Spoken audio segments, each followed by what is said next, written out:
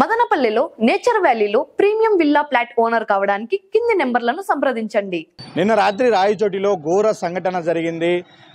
డ్రైనేజీలో మురికి నీళ్లు ప్రవహించాల్సినటువంటి డ్రైనేజీలో కన్నీరు ప్రవహించినటువంటి పరిస్థితి. ఒక్కసారిగా రాయచోటి పట్టణంలో భారీగా కురిసినటువంటి వర్షానికి డ్రైనేజీలన్నీ కూడా పొంగి పొర్లాయి. ఎక్కడ రోడ్డు ఉందో ఎక్కడ డ్రైనేజీ ఉందో గుర్తించలేని పరిస్థితుల్లో చాలామంది ఆ డ్రైనేజీలో పడిపోయారు. పడిపోయిన వాళ్ళందరూ కూడా కొట్టుకుపోయారు. దాదాపు కిలోమీటర్ల దూరంలో వాళ్ళ మృతదేహాలను వెలికి తీసినటువంటి పరిస్థితి కనిపిస్తుంది. రాత్రి నుంచి కూడా రాయచోటిలో ఎక్కడ చూసినా ఒక విషాద ఛాయలు అలుముకున్నవి. రాయచోటి అంటే ఒక కరువు ప్రాంతము, కనీసం చుక్క నీరు కూడా ఎక్కడ దొరకని పరిస్థితి ఒకప్పుడు. అలాంటి రాయచోటి నగరంలో పట్టణంలో ఈరోజు రాత్రి కురిసినటువంటి భారీ వర్షానికి అంటే సుమారు 144 మిల్లీమీటర్ల వర్షపాతం నమోదైందని అధికారులు చెప్తూ ఉన్నారు.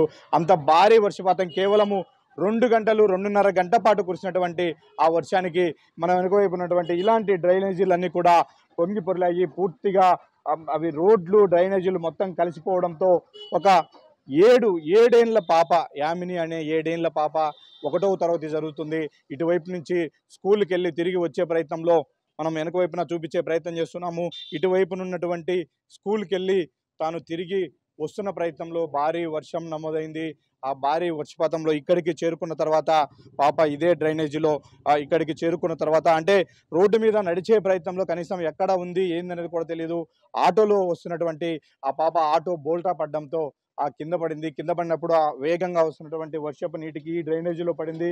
ఈ డ్రైనేజీ నుంచి అవతల అండర్ గ్రౌండ్ టనల్ ఉంది ఒకటి, అంటే కల్వర్ట్ ఉంది. ఈ కల్వర్ట్ ద్వారా ఆ పాప అటువైపు వెళ్ళి అటు నుంచి ఉన్నటువంటి డ్రైనేజీ ద్వారా సుమారు అక్కడ ఏటి గట్టు వరకు కూడా డ్రైనేజీ కాలువలోనే కొట్టుకుపోయినటువంటి దారుణమైనటువంటి సంఘటన. వాళ్ళందరూ కూడా హృదయ విదారకంగా విలిపిస్తూ ఉన్నారు. చూస్తున్నాం మనం డ్రైనేజీ ఇటువైపు చూపించే ప్రయత్నం చేస్తున్నాం.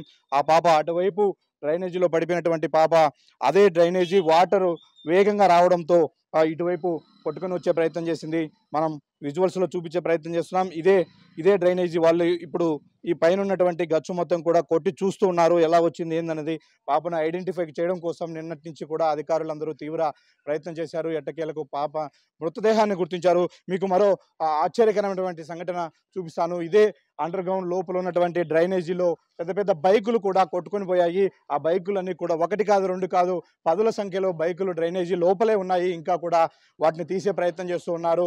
అలాగే మరో సంఘటనలో దాదాపు 3 మరణించినటువంటి పరిస్థితి. ఇప్పుడు ఇది చూస్తే చాలా ప్రశాంతంగా ఉంది. ఇక్కడ నీట్గా ఉంది. వర్షపు నీరు ఎక్కడ నిలబడదు, డ్రైనేజీ లేదు, డ్రైనేజీలో పడే అవకాశమే లేదు అని కూడా అందరం అనుకుంటాం. కానీ దీని లోపల మృత్యు నాలా ఉంది.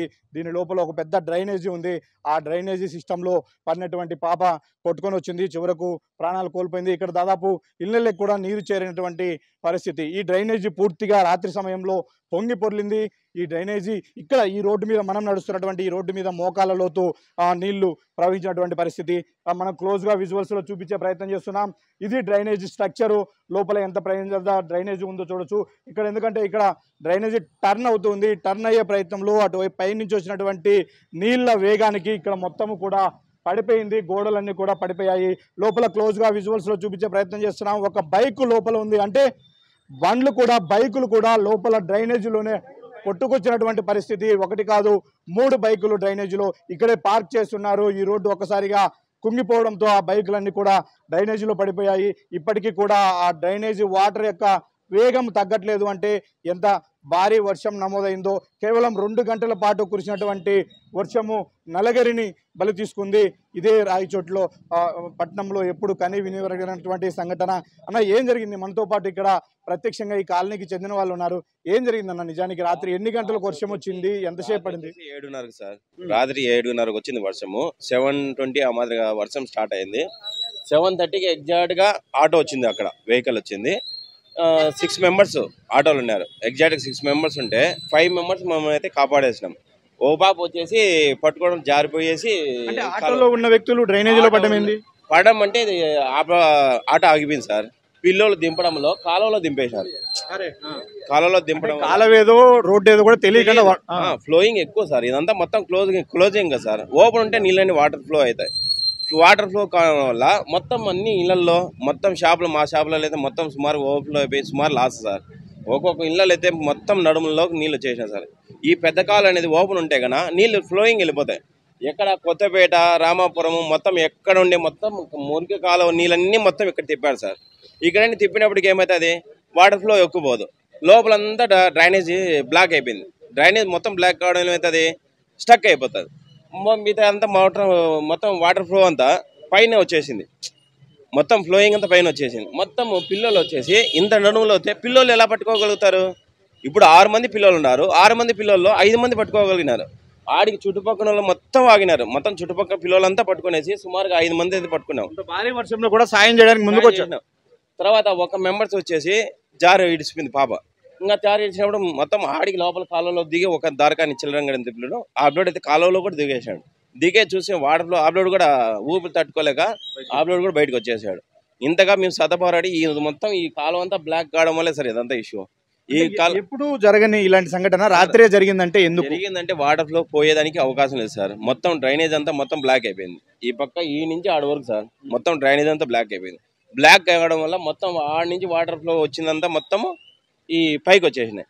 పైకి రావడం వల్ల మొత్తం పిల్లలంతా ఆ కాలువలో మొత్తం అంతా సార్ ఇప్పుడు టర్నింగ్ ఆడ పాయింట్, కాలువ టర్నింగ్ పాయింట్, ఆటో ఎక్కక ఆటో నిలిచిపోయింది సార్. నిలిచిపోయిన తన ఏం తెలిసాడు, ఈ పక్క కాలువ కొత్త వాళ్ళు ఎవరికి తెలియదు సార్. ఇప్పుడు ఆటో ఆ పక్క కాలువ ఉన్నదని ఆ వాటర్ ఫ్లో వల్ల మంచి ఇంత 7 వరకు వస్తే చిన్నపిల్లలు ఎలా పట్టుకోగలుగుతారు సార్?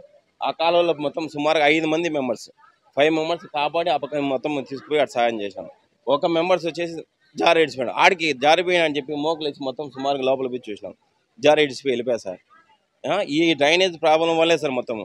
ఈ డ్రైనేజ్ కంప్లీట్ చేయకపోతే కానీ చాలా మొత్తానికి మనం నష్టపోవాల్సి వస్తుంది సార్. అది సార్ మొత్తం బండ్లు అయితే కానీ మొత్తం రాత్రి అన్నీ పోయినాయి సార్. మా అయితే వెహికల్స్ మొత్తం పోయినాయి. మా షాప్లో అయితే కానీ సార్ మొత్తం వెహికల్ మొత్తం మిషన్లన్నీ మొత్తం నానిపోయినాయి సార్. నీళ్ళు వచ్చేసాయి సార్. నీళ్ళు వచ్చేసి మొత్తం ఆడైతే ఆ పక్క లాస్ట్ ఇల్లు అయితే మొత్తం ఫుల్ అయిపోయినాయి సార్. చిల్లరంగడి అయితే మొత్తం చిల్లరంగడి మొత్తం లాసే సార్. ఈ నుంచి సార్ ఆడంతా ఈ షాప్ కాడ నుంచి ఆ షాప్ కాడ వరకు మొత్తం పరువు నష్టమే సార్. మేము ఏదో సార్ బీదాలు కూటికి బతుకునే వెళ్ళాం సార్. మాకు ఈ మాత్రం లాస్ అయిపోతే మేము ఏ విధంగా బతకాలి సార్? ఈ డ్రైనేజ్ కంప్లీట్ చేయకపోతే సార్ ఇదే విధంగా కంప్లీట్ వస్తూ ఉంటాయి కానీ ఇంకా ఇది జరగదు సార్. ఇది ఫస్ట్ ఈ డ్రైనేజ్ ప్రాబ్లం మొత్తం ఇది కావడం వల్లే సార్. ఇదంతా మొత్తం ఇది కావడం వల్లే ఈ కంప్లీట్, లేదంటే కన్నా కాదు సార్. డ్రైనేజ్ పోతే కదా సార్, వాటర్ ఫ్లో పోతేనే మనము ఇవన్నీ ప్రాబ్లమ్స్ రావు సార్.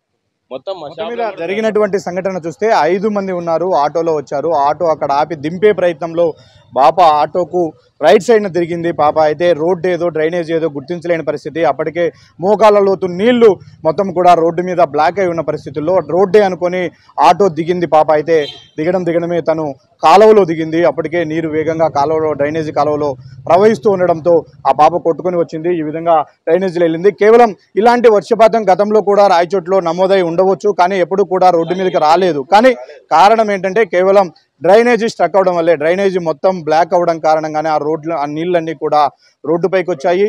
రోడ్డుపైకి వచ్చిన తర్వాత డ్రైనేజీ రోడ్డు ఏదో గుర్తించలేని పరిస్థితుల్లోనే ఈ ప్రమాదం జరిగింది. అయితే పెను ప్రమాదం కూడా తప్పింది. 5 మంది అక్కడ ప్రమాదానికి గురయ్యే అవకాశం ఉన్నప్పటికీ స్థానికులు అంత భారీ వర్షంలో కూడా స్పందించారు.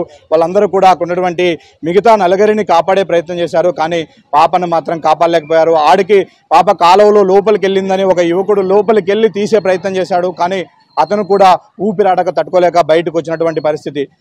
విధి లేక ఆ పాపను కాపాడే ప్రయత్నం చేసినప్పటికీ కాపాడలేకపోయారు. చివరికి పాప ప్రాణాలు కోల్పోయినటువంటి పరిస్థితి. ఇదే డ్రైనేజీలో కొట్టుకెళ్లి ఏటిగట్టున పాప మృతదేహాన్ని పోలీసులు, రెవెన్యూ అధికారులు బయటకు తీశారు. వాళ్ళ మృతదేహాలను వరకు అప్పగించినటువంటి పరిస్థితి కనిపిస్తుంది. దారుణమైన సంఘటన రాయచోట్లో చోటు చేసుకుంది. దీంతో రాయచోటి పట్టణం కూడా ఒక్కసారి ఉలిక్కి పడింది. మరోసారి ఇలాంటి వర్షపాతమే నమోదైతే, ఇలాంటి ప్రమాదాలే సంభవిస్తే మా పరిస్థితి ఏంటి అంటూ కూడా స్థానికులు ప్రశ్నిస్తున్నారు. ఇప్పటికైనా ఈ డ్రైనేజీని క్లియర్ చేయాలి. మరోసారి ఎంత పెద్ద వర్షం వచ్చినా కూడా ఎలాంటి నీరు రోడ్డుపై నిలవకుండా క్లియర్గా ఉండే విధంగా డ్రైనేజీని మొత్తం కూడా క్లియర్ చేయాల్సినటువంటి పరిస్థితి ఉంది. ఖచ్చితంగా క్లియర్ చేయాలని కూడా వాళ్ళందరూ డిమాండ్ చేస్తూ ఉన్నారు.